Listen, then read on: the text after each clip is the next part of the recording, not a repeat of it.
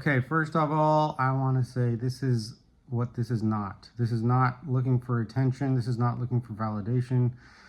This is not begging people to listen to some sob story. This is the real experience of infant adoptees separated from their mothers at birth, and some are in the fog so deep that they still don't recognize that this primal trauma will be with them. And then some of them will come out of the fog at 30, some will come out of the fog at 50.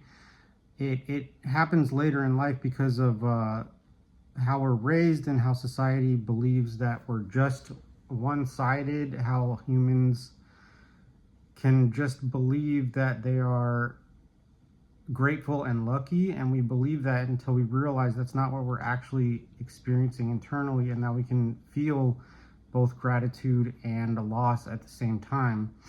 So this is a letter from an infant separated at birth. This is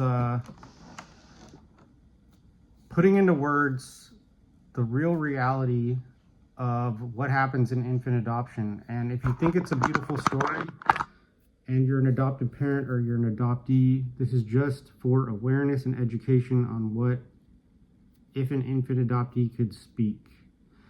Now, this is what coming out of the fog is like. It is realizing that infants are not blank slates.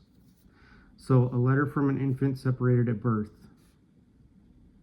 Dear world, I don't have words yet, but I do have feelings, deep instinctual feelings that I cannot ignore, even though I am so new to this life. From the moment I left the only place I had ever known, everything changed. I was no longer in the warmth of my mother's body, no longer soothed by the rhythm of her heartbeat or the sound of her voice that I had come to know as safety. I didn't understand what was happening when I was placed in the arms of strangers. All I knew was that something vital had been taken from me. Her smell, her warmth, her presence. I cried for her, instinctively reaching out for the one person I was biologically and emotionally wired to need, but she didn't come back. The strangers tried to comfort me, but their arms felt unfamiliar. Their voices didn't carry the same melody of love I had grown to recognize in the womb. Their smell wasn't hers. No matter how much care they offered, it wasn't what my tiny heart craved.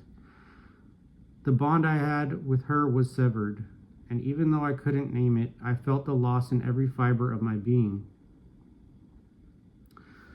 Without her, I felt untethered, floating in a world that didn't feel safe or certain. I didn't understand why I was given away, why I couldn't stay with the one who gave me life. All I knew was that she wasn't there, and the absence of her love left a void that nothing else could fill.